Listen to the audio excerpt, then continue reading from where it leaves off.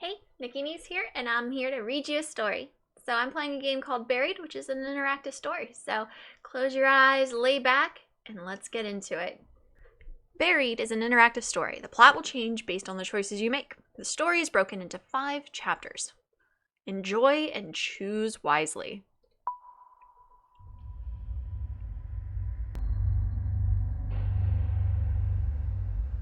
I open my eyes, and the first thing I want to do is scream. I'm flat on my back, and everything seems to hurt. The trees overhead look familiar. It's a clear night sky, almost beautiful. Except for the fact that this means I've been out cold for at least 6 hours. But there's something wrong. I don't remember what, but something happened and my head, my God, my head hurts. And a ringing in my ears. Was there an accident? An explosion, I think. I remember Dennis screaming, but after that, I can't remember. As I sit up, I notice that my hard hat has been thrown off. I look around the area, but it's not here. It feels strange to go anywhere without my hard hat, but I've got to find the other members of the crew. They could be in danger. I'm going to search for the hard hat. This is exactly when you need the hard hat, is when something goes wrong. I get up on shaky legs and look around for a moment. A few nearby trees look to have been splintered and broken at the base recently. They certainly weren't like this earlier. Searching for the hard hat feels normal. It makes me feel like maybe there isn't something wrong here. I see it behind a fallen log, about 10 feet away from me. How it was thrown so far is beyond me. Driven by nothing more than habit, I walk over to it, pick it up, and place it on my head. Next, I walk over to the center of the logging site, and don't like what I see.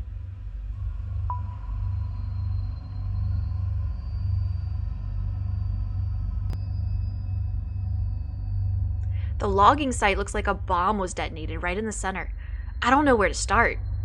The one load we had managed to stack on a truck for the day is overturned. The trailer bent and the logs hanging off the back. Where the hell is everyone? My head is killing me and this ringing in my ears. I can't hear anything. Not birds, not my footsteps, nothing. It makes me wonder if I hit my head after my hard hat flew off. I run through a quick mental checklist to make sure my brain is still working. My name is Roger Hastings. I'm 41 years old. The year is 2017. I own a small logging company, and we've been logging in this strip of Kentucky woodland for almost a month now. Okay, so my brain works. That's a relief. But it also makes me fearful, because something is certainly not right here.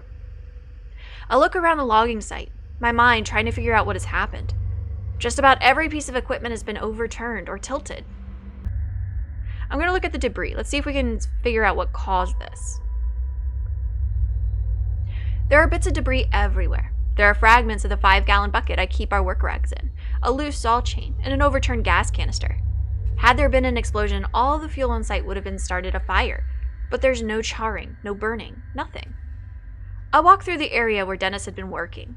From the looks of it, he'd been moving slowly. He'd only taken down 4 trees today. His metal lunchbox is open, an indicator that he'd been taking an early break. But he's not here. No one is here. Where the hell is everyone? I could try to make a call on my cell phone, but its battery is already running really low. Not that it matters, but the reception out here is crap anyway. Well, if we're looking for our logging crew, let's yell out.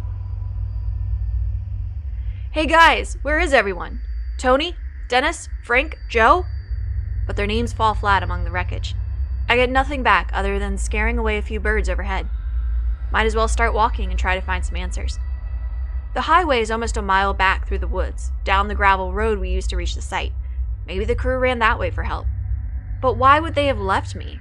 Were they scared? Out of sorts? Maybe I can catch up to them. But with my truck turned over on its side, it looks like I'll be walking. My God, I can't even remember what I was doing before waking up on my back. Wait, what's that underneath the bulldozer? My God, it's a leg. It has to be either Tony or Dennis.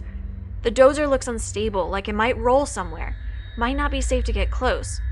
But at the same time, I can't just leave him there. Well, I mean, we need to go look. He might need help. Hey, I yell. Are you okay? Are you alive?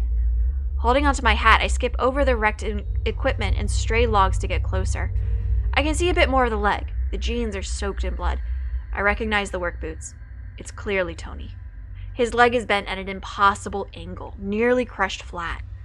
The closer I get, the more apparent it becomes that Tony didn't survive.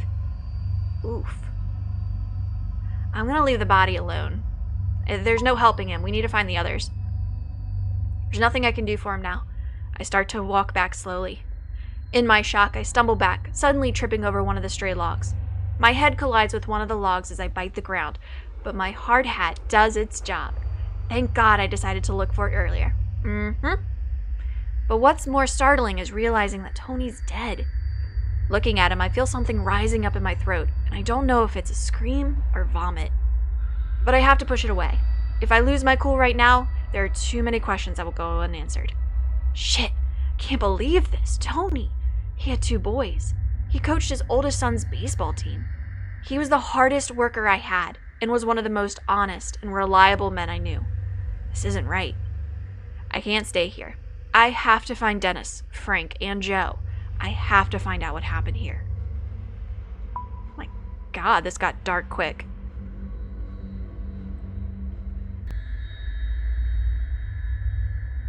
As I walk through the stacks of logs from the last week or so of work, everything feels frozen. This high-pitched sound in my ears, it's terrible. It keeps happening every few seconds, and sounds like it's coming from far away. I can't help but wonder, is it my ears? Or is it something else? The silence out here is creepy, and there's a smell, like the atmosphere after a bad summer storm. I might as well admit it, I'm a little scared. Everyone is missing, and it's dead quiet out here. There doesn't even seem to be a breeze to rustle the leaves and branches. My right knee hurts like hell. My head was hurting so bad before that I never even noticed the pain in my knee. I must have heard it during the what? Accident or... Wait, is that Dennis? I see him sitting on the ground, motionless, about 30 feet away. Let's walk up. He might not be able to hear either. He's just sitting there, not moving. I walk up slowly next to him. Dennis? Hey man, can you hear me? I tap him on the shoulder. He looks up at me from the ground, clearly coming out of a daze. Yeah, Roger, I hear you, he says. Dennis is built like a wrestler and has a tough personality to match, but in this moment, he looks disoriented and even a little anxious. Though I'm glad to see him, the fear on his usually confident face is alarming. What the hell happened? What's going on? He asks. I don't know. That's the truth of it. Don't know. The crew is missing. Missing, Dennis says. Where do you think they went? I'm not sure, I say, but it has me pretty freaked out. Something's not right here. Still sitting on the ground, he looks around the woods as if he's just now understanding the severity of the situation. The equipment was overturned. The dozers too, I say, shifting my hard hat and wiping my forehead. You okay? I ask him. Yeah, just shaken up. Me too. This might be the most intimate conversation Dennis and I have ever had. While he and I have always been on good terms, we have never been particularly close.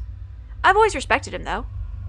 Sure, he's come to work a few times looking like he's been in a bar fight the night before, but I've always seen him do an enthusiastic impression of a dinosaur as he played with Tony's kids while they waited for their dad to finish up his shifts. It's then that it hits me. Dennis and Tony were good friends. I'm not sure I want to rattle him with news of Tony's death right now. Not before we know what's going on. But he has a right to know. Alright, I'm not going to mention Tony because if we're in a life or death situation, we need our wits about us. It's good to find someone else, I say. I don't think I need to bring up Tony quite yet. The two of them were close, almost like brothers. He'd take it hard. Yeah, he says. Hey, he adds nervously, looking at the ground. Did you see that light? No, I say. What did you see? I don't even know, Roger, he says. It was like this flare of white light. It came right up out of the ground like an explosion. So there was an explosion, I say. Maybe it was some equipment or... This was no equipment, Dennis interrupts, agitated. This huge ball of light came right out of the damn ground. What did it look like? Like looking into the sun, he says. It just feels like someone stabbed me in the eyes with a hot knife. When? I'm not sure, he answers. But I had finished about 10 trees for the day, and I was about to top one. That's when it happened. You were almost done with 10 trees, I ask. Yeah, he says, looking at the ground. You know, I wouldn't want to take lunch break until I was done. And that's when that light blew up?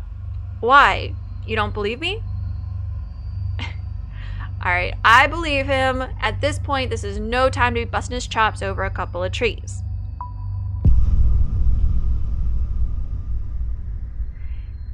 He saw what he saw, I think to myself. He has no reason to lie about this. My God, are you okay? Yeah, I'm fine, he says. But if I'm being honest, it scared me pretty bad. And if it's all the same to you, I'd like to get the hell out of here. We both stand up and start heading towards the road. It isn't until we start moving that I see Dennis is wounded. His right side is coated in blood, the red seeping through his blue work shirt.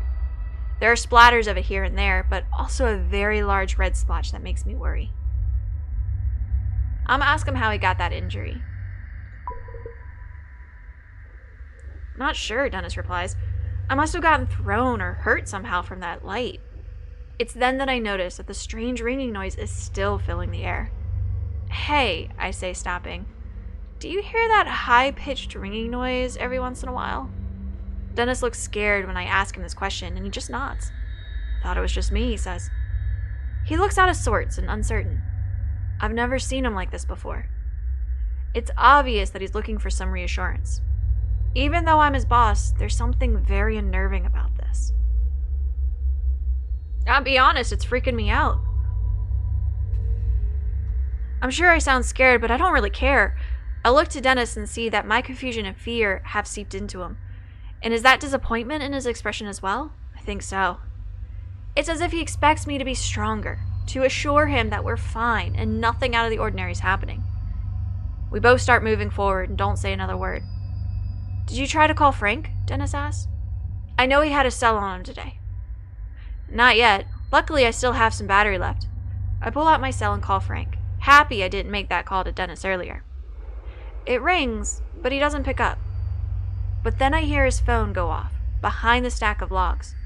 Dennis and I give each other a look. As the phone goes to voicemail, I hang up, and we walk behind the logs to find Frank's phone on the ground, abandoned. We look around for Frank, but find nothing, not a single trace. It's then that I notice something really odd. A 10-foot wide hole in the ground, right near where the phone was. But there's no stray piles of removed dirt or rocks. It's clean, smoothly dug, cutting into the earth, wide, but only a few feet deep. It looks unnatural, like the ground was just deleted. No shovels or diggers used. Dennis walks over to it. This looks like the same kind of hole where I saw that light come from the ground, he muses to himself. I say nothing. My mind is spinning, but I don't know what to think. We need to get out of here, Dennis mutters. At that moment, that ringing noise carries through the forest again, sending a shiver down my spine. Dennis is right. There's something strange going on, and we might not be safe here. But that ringing sound could be a clue to where the rest of the crew went. Yeah, no, we're getting away from here. We need to go get help. With that, we turn and start walking to the west, in the direction that I'm pretty certain leads to the road.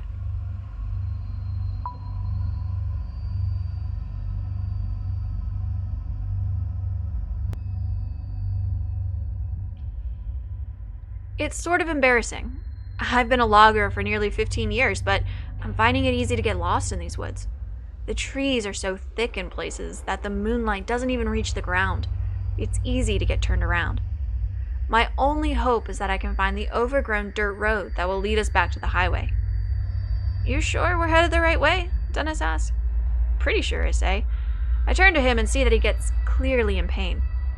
It's at that moment that we come upon another one of those smooth holes. This one is even stranger, because a nearby tree also has a chunk cut out of it. The arc goes smoothly through the ground and then up through the trunk, like a cartoon wrecking ball blasted through both of them. What the hell are these things? Dennis whispers to himself. He takes a step down into the hole, his boots creating imperfections in the shape, like footprints on a sand dune. Yeah, I'm gonna walk around the perimeter. What if there's, like, sandworms or something? I walk along the edge, each step sending pebbles down into the hole and ruining its perfect shape. I'm amazed at how smooth it is. Even rocks that were under the earth have been sheared to fit the spherical shape. But as I'm noticing this, I notice Dennis' feet start to sag. Dennis, get out! I start, but I don't finish. Before he can react, the ground is giving way and he's falling. I try to step back, but the fissure that opens up disintegrates the ground beneath my feet as well. I cry out in surprise and can barely hear Dennis letting out a curse as we go down into the earth. Oh shit.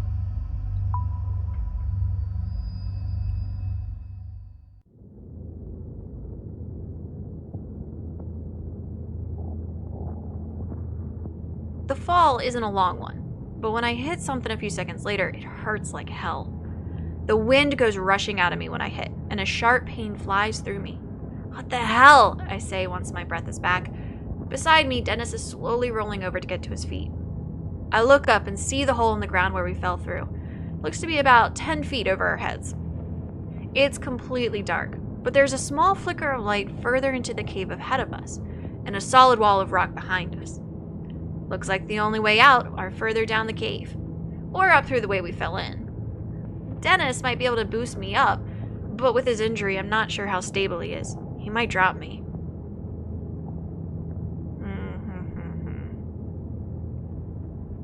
Why don't I boost Dennis up? How silly is that? Why wouldn't you boost the hurt guy up? That makes more sense, right? I'm not crazy. I think that would make more sense. Okay, well, still, it's safer to climb out, so climb out. You think you could hoist me up there? I asked Dennis. Sure, he still looks out of sorts, but he weighs at least 30 pounds more than me. I'd have a hard time trying to lift him. Bullshit! We can try, he says. He drops to one knee and cups his hands together, making a small platform. I step into it and he lifts me as well as he can. When I'm off the ground, his other hand comes up and catches me by the waist, and then both his hands are on my waist.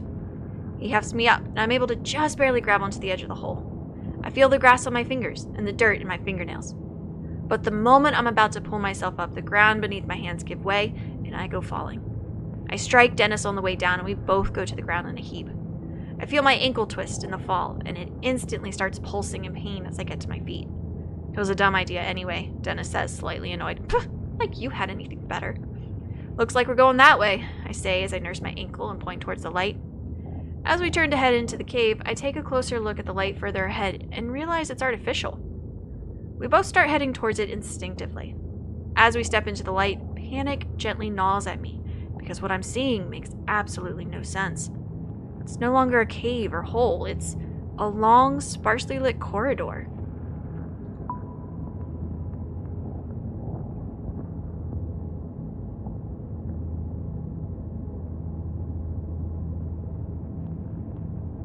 It's a massive corridor, in fact. It seems to go on forever. This corridor is mostly dark, with emergency lights every 10 feet or so. I turn to my left and see that there's a door which appears to lead upwards to the outside, but it's locked tight. I push as hard as I can, but no luck.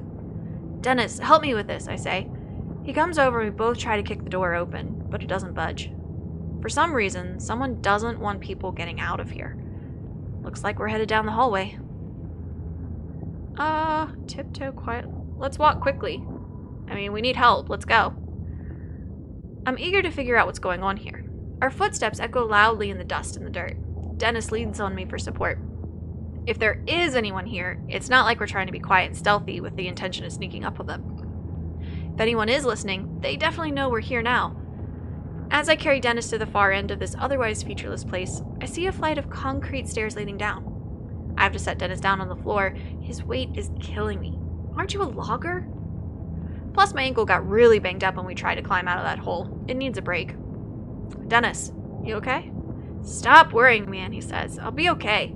I just need a minute to rest. But looking at him, I'm not so sure. I can still hear the ringing noise every so often, coming from somewhere in here. I look ahead at the concrete stairs, pointing towards them so that Dennis sees them. Can you make it down those stairs? I ask. He stands up slowly and is visibly making an effort to not fall back down. Yeah, he says.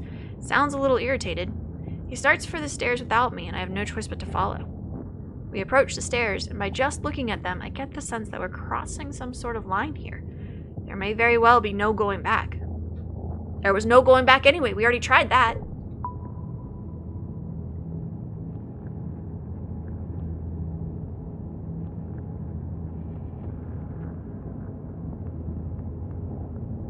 As I head down the stairs, I notice that they look aged. That damn ringing noise is somewhere below, louder than ever.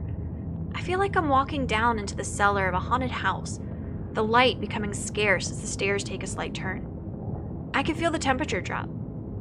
Dennis makes it a few more steps down before he's leaning on the wall. He's breathing like he just finished a marathon. Well, he needs a break. Let's take a break, I say, putting my hand towards his shoulder to help him steady. Dennis lets out a sigh. Thanks. I don't feel too great, boss. As we both squat down on a stair, my mind seems to lock in on the unknown fate of the rest of my crew. Frank is married, and I've met his wife a few times. A nice woman with a huge laugh. My heart sags a bit when I realize I might never again get to hear him belting out classic rock tunes during lunch break. Joe, well, I don't know too much about him. He's 22 years old and is considering community college. His folks are deadbeats, so he's been providing for himself since the age of 16 or so. Maybe I can still find them, and still get to hear Frank singing in his deep baritone voice after a few too many drinks. After a few moments, Dennis says, "All right, let's keep going." We both stand up, leaning on each other. I have to make Dennis stay behind me as I stick my foot out in search of the next step. I can't help feeling like a child as a very powerful fear seizes me. I'm expecting a monster to reach out in the darkness, slicing into my throat. After what feels like a forever, we come to the bottom of the stairs. We're closer to that ringing noise now. A door sits securely in the wall and looks just out of place down here, as I feel. A sliver of light sleeps through, illuminating the area. The door has what looks like a panel with lots of labels and lights.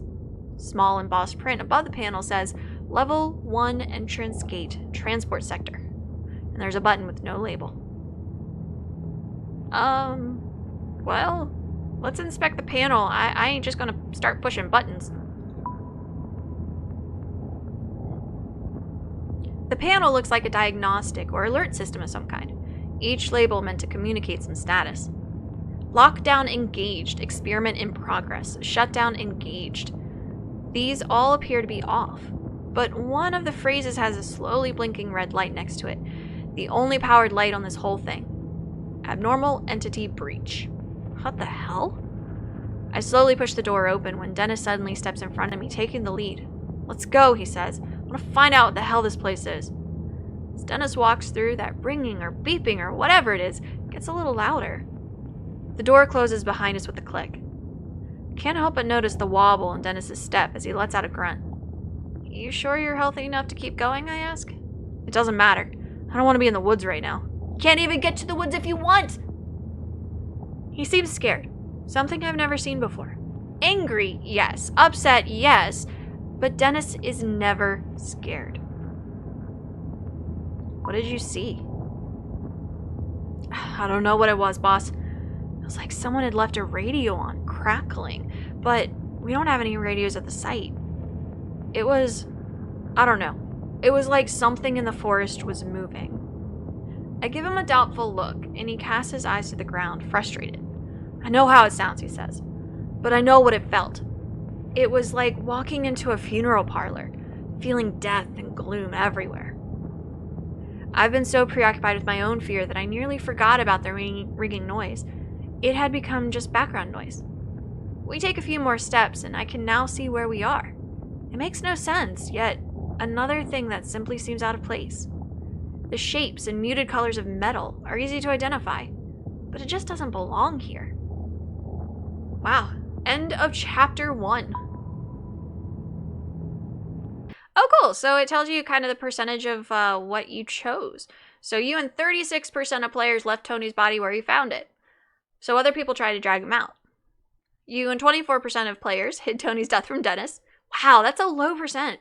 You and 55% told Dennis you believed his story. Half of the people didn't? Rude. You and 25% of players ran away from the ringing sound. Wow, so everyone ran towards it. That's hilarious. So that is the start of Buried, an interactive story. So this is fascinating. I knew that it was like an in-depth story, but I didn't really know a whole lot about it. So this is so cool. I have no idea what's happening. So there were loggers, and then something happened, maybe an explosion, maybe not, I don't know. And then they start to head away, but they fall into this facility. So obviously there's some kind of like hidden government facility or something, right? Or maybe there's like doomsday preppers or something. I don't know, but something's happening. And what's up with the beeping noise? And what was the light? So I have so many questions. So I'm going to continue reading this out. So hope you enjoyed the first segment of Buried. See you next time. Bye.